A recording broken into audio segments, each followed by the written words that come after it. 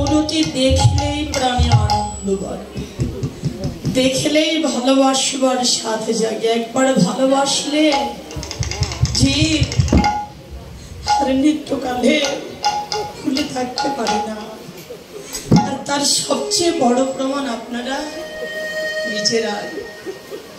আজকে দেখুন আমার বাবা মা দাদা ভাই দিদি ভাইরা কত দূর দূরান্তর থেকে সংসার ধর্ম কর্ম ছেড়ে সব বাধা বিঘ্ন উপেক্ষা করে পাগলের মতো করে ছুটে আসছে। যদি ভালোবেসে ভুলে থাকা সম্ভব হতো তাহলে পাগলের মতো এভাবে ছুটে আসা প্রয়োজন ছিল। আসলে কি জানেন, আমার গৌরীকে ভালোবাসা নিয়ম এরকম, ভালোবেসে ভুলে থাকাও যায় না। তার কথা মনে পড়ে গেলে অথবা তার কথা শুনলে ঘরে থাকা যায় না। তাই তো আমাদের পূজ্যপাদ আচার্য ডক্টর মহানাম্বরত ব্রহ্মচারীজি মহারাজ বললেন, ভাগবতে বলেছেন, জগৎবাসী জানো, এই জীবনে ভগবানকে যারা ভালোবাসে তাদের পরিণাম ভালো নয়।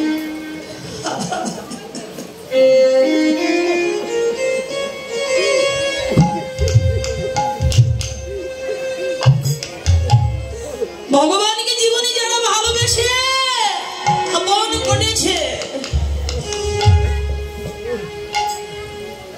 আপন করে কাছে পেতে চাইছে, এক মুহূর্তের জন্য যারা ভুলতে পারেননি, পারছেন না, পারবেন না, তাদের পরিণাম কোনোদিন ভালো হয় না গো। যদিও ভগবানকে ভালোবাসার ভাগ্য তো সবার হয় না, আর এক জন্মেও সম্ভব নয়। কোটি কোটি জন্ম জন্মান্তরের সাধনা থাকলে, সাধু সংস্কার সঞ্চিত সিঞ্চিত পূর্ণ ফল থাকলে তবে ইহজীবন এসে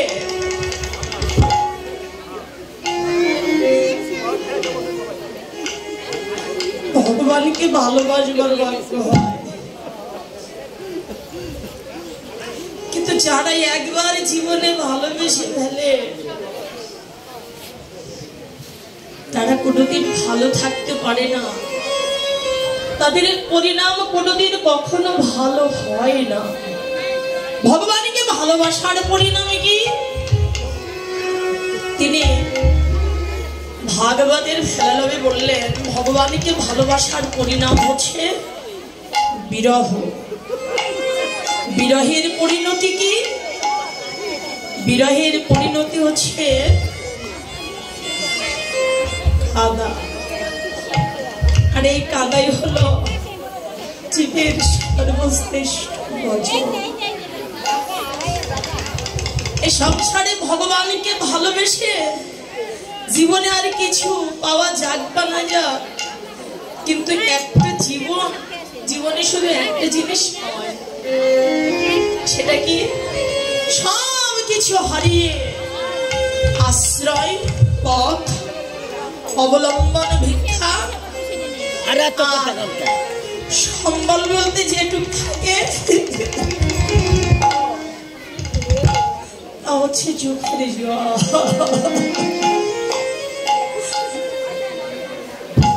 তাদের জনম ভরে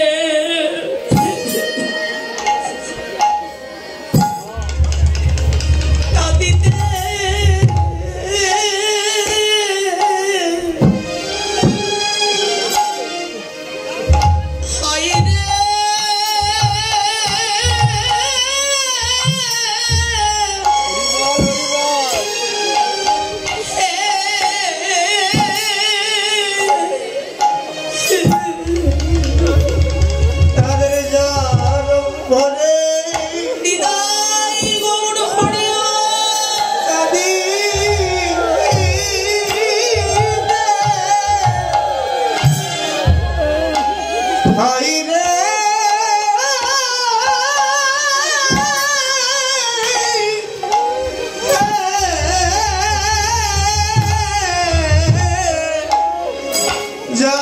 জনমরে কাঁদি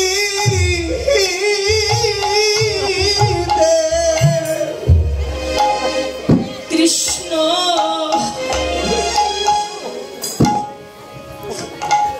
কৃষ্ণ বিরহ ব্যথা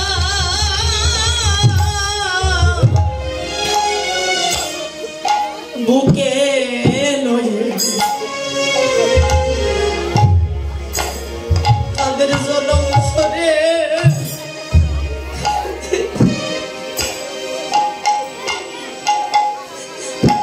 কাঁদিতে কৃষ্ণ তাই তো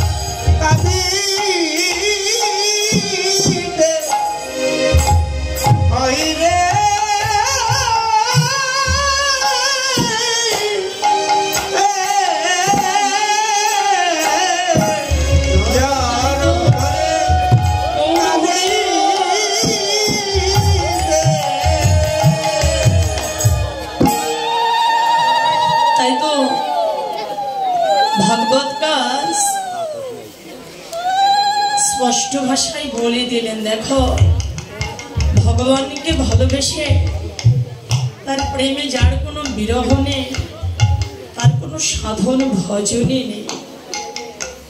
ভগবানকে ভালোবেসে বিরহ থাকা ভালো। এই জন্য রামানন্দ সংবাদে মহাপ্রভু এবং রামানন্দ একত্রে বসে বহুবিধ প্রশ্ন উত্তরের সম্মুখীন হয়েছিলেন। তো অনেক প্রশ্নের মধ্যে একটি প্রশ্ন রেখেছিলেন। আচ্ছা, মহাপ্রভু রামানন্দের কাছে বলেছিলেন, আচ্ছা বলো তো রায়, দুঃখ মধ্য কোন দুঃখ জীবের হয় গুরুতর?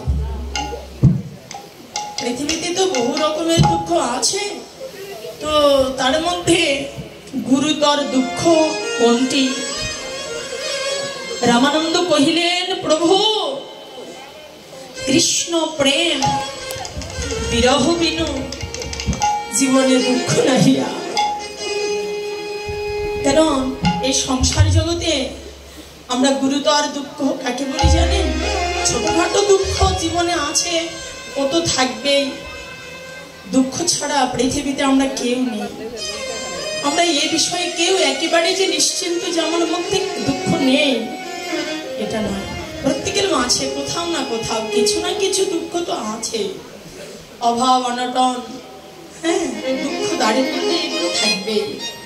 এটুকু যদি না থাকে ভগবান বলতে আমাদের জীবনে যে পরম বান্ধব বলতে যে কেউ একজন আছে, তাকে যে আমরা ডাকতে একবারে ভুলেই যাব, যার জন্য ভগবান কাউকে স্বয়ং সম্পূর্ণ করে রাখেন।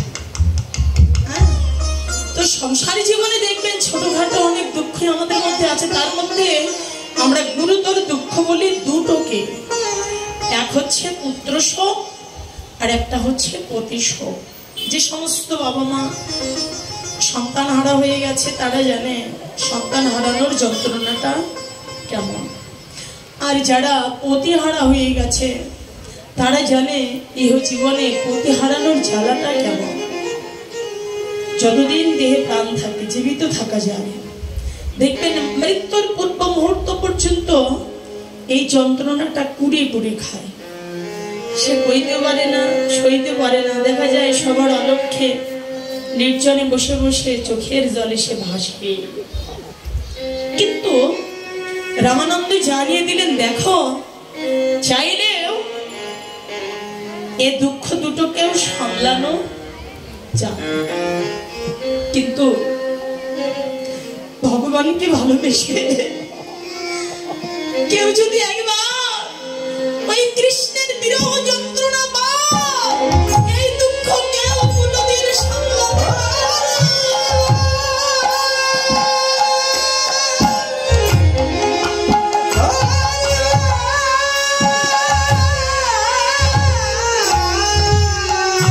কারণ ভগবানকে ভালোবেসে তার যে বিরহ যন্ত্রণা, সেটা যে কত তীব্র, সেটা যে কত যন্ত্রণা, কত যে বেদনাদায়ক। ভগবানকে ভালোবেসে সেই জ্বালা যে পেয়েছে, এই অনুভূতি, এই উপলব্ধি কেবল তারই মধ্যে আছে, সেই জানে। কবির একটি কবিতা আছে না, কি যাতনা বিষে বুঝিবে সে কিসে, ওহ আসি বিষে দংশনে যায়। সর্ব দংশনে জ্বালাটা যে কত যন্ত্রণা, কত বেদনাদায়ক, যাকে দংশন করেছে জ্বালাটা সেই হচ্ছে। তো ভগবানকে ভালোবেসে কৃষ্ণের বিরহ যন্ত্রণা জীবনে যারা পেয়েছে তারাই জানে। আজকে যার প্রমাণ আপনারা যত দূরেই হোক, যদি শোনেন যে কোথাও ভগবানের কথা হচ্ছে, পৃথিবীর কোনো শক্তি পারে না আপনাদের ধরে বেঁধে রাখতে। রইল তোমার সংসার ধর্ম, পেয়েছেন পিছনে কে কতটুকু কি বলছে না বলছে ও আর জানার অপেক্ষা নেই, আমাকে যেতে হবে। এমনকি এই বিরহ যন্ত্রণায় কি হয় জানেন, নিত্যকালের মতো এই সংসার ধর্ম কর্ম অর্থ প্রাচুর্য সমস্ত কিছুকে জলাঞ্জলি দিয়ে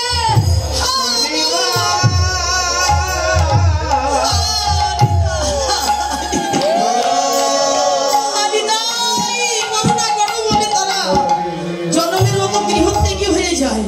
আর তার সবচেয়ে বড় প্রমাণ রয়ে গেলেন কারা জানেন, এই বিরহ যন্ত্রণায় কাতর হয়ে ব্যাকুল হয়ে সংসার ধর্ম কর্ম রাজত্ব পিতার জমিদারি কামিনী কাঞ্চন ভোগ বিলাসিতা সমস্ত সুখ ঐশ্বর্য আত্মসুখ জলাঞ্জলি দিয়ে তারা ব্রজবাসী হতে বাধ্য হয়েছিলেন। তারা হচ্ছে আমাদের ষড় গোস্বামী, ষড় শ্রীজীব, রূপ সনাতন, গোপাল ভট্ট, রঘুনাথ দাস। ভেবে দেখুন তো, ওদের কোথাও কোনো কিছুর অভাব ছিল? রাজত্ব পিতার জমিদারি, হ্যাঁ, কামিনী কাঞ্চন ভোগ বিলাসিতা সুখ ঐশ্বর্য খাওয়া পড়া, কিসের অভাব ছিল গো? কোনো কিছুর অভাব ছিল না। অথচ তবু তাদেরকে ঘর ছাড়তে বাধ্য করেছিলেন কেন?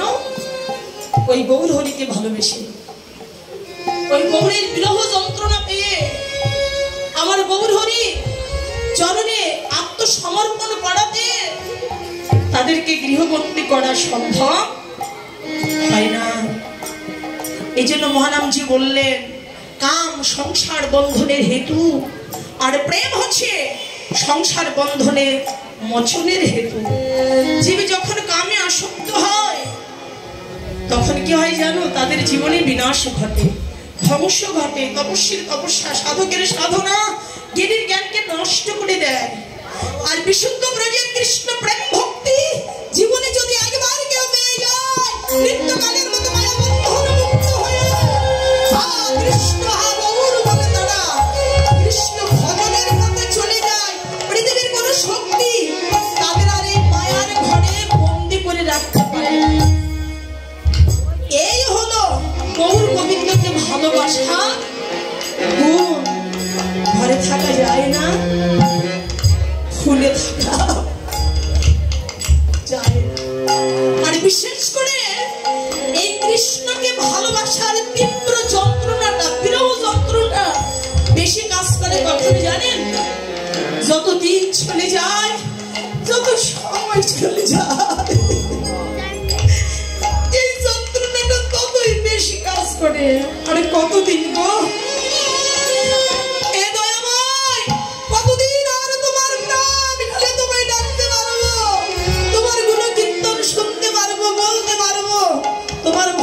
কতদিন সঙ্গ করতে পারবো তোমার সেবা পূজার মাঝে? আমাদের জীবনটা কতদিন আমি অতিবাহিত। তবে এই ব্যাকুলতাটা নিয়ে যদি ভজন করা যায়, তবে তার ভজন সার্থক। বলবেন আচ্ছা আর কোথাও না, কিন্তু গৌরীকে ভালোবাসলে এরকম কেন হয়? ওই রূপে নয়ন দিলে তার জীবন দশাটা কেন এমন হয়? কেমন আছে ওই রূপটির মাঝে? তাকে দেখলে আনন্দ হয়, দেখলেই ভালোবাসতে ইচ্ছে হয়, ভালোবেসে ভোলা যায় না, ঘরে থাকা যায় না। এমনকি বস্তু দিয়ে ওই মূর্তিটি নির্মিত হয়েছে বা গড়া হয়েছে। বৈষ্ণব কবি রাধা মোহন দাস জানিয়ে দিলেন তার মূলত কারণ কি জানো? ও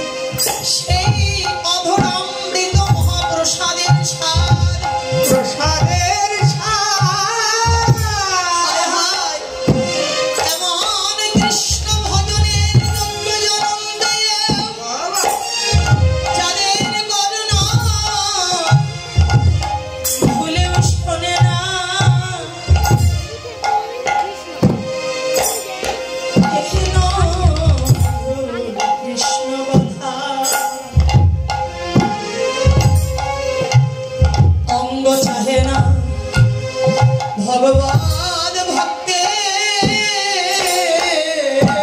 সঙ্গ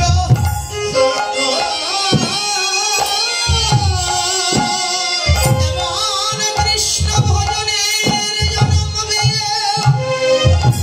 চলে দুটো বার কখনোই প্রসারিত হলো না শ্রী ভগবানের ওই রাঙা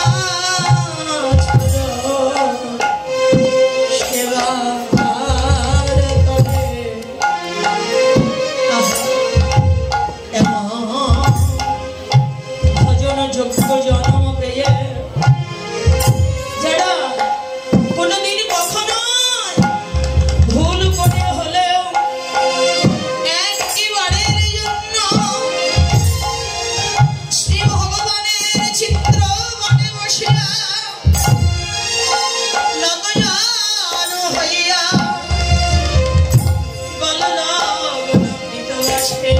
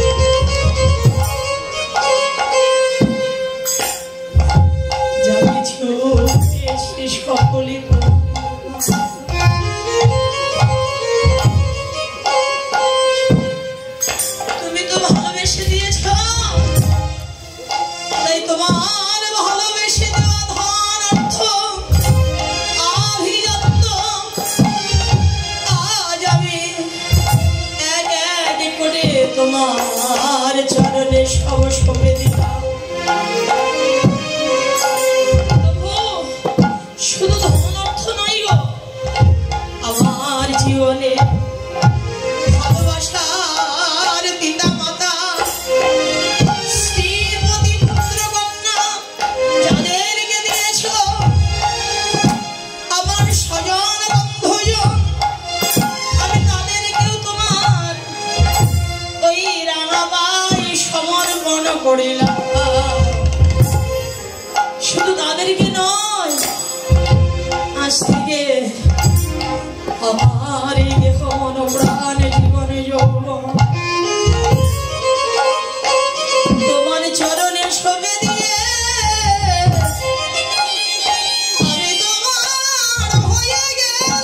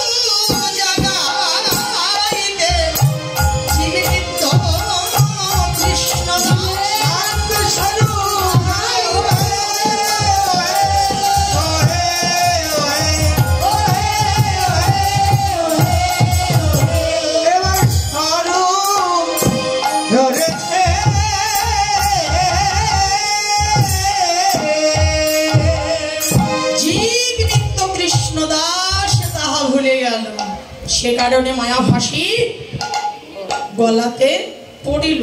আদি দৈবিক, আদি ভৌতিক, আধ্যাত্মিক, দৈহিক, মানসিক, সামাজিক এই দুঃখের একমাত্র কারণ হচ্ছে আমরা জীব নিত্য কৃষ্ণ দাসের কথা ভুলে গিয়ে হয়ে গেছি মায়ার দাস। এই স্বার্থময় জগতে স্বার্থবান মানুষগুলো দাসত্ব করতে গিয়ে কি হলো, জীবন উৎসর্গ করে দিচ্ছেন, বিনিময় পাওয়া গেল শুধু লাঞ্ছনা, গঞ্জনা, দুঃখ, এছাড়া ভাগ্যের কিছুই জুটল না। তো এখান থেকে পরিত্রাণ পাইবা একমাত্র উপায়, যত তাড়াতাড়ি পারো জীব নিত্য কৃষ্ণ দাস স্বীকার করে ভগবানের চরণে নিজেকে সঁপে দাও। যত তাড়াতাড়ি ভগবানের চরণে নিজেকে সঁপে দেওয়া যায় তত তাড়াতাড়ি এই সংসার জ্বালা থেকে পরিত্রাণ পাওয়া যায়।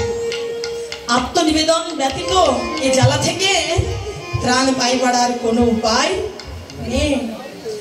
সনাতন গোস্বামী পাদের প্রশ্নে মহাপ্রভু এটাই জানিয়ে দিয়েছিলেন যে ভগবানের চরণে আত্মনিবেদন করাই হচ্ছে একমাত্র জীবের মহৎ গুণ।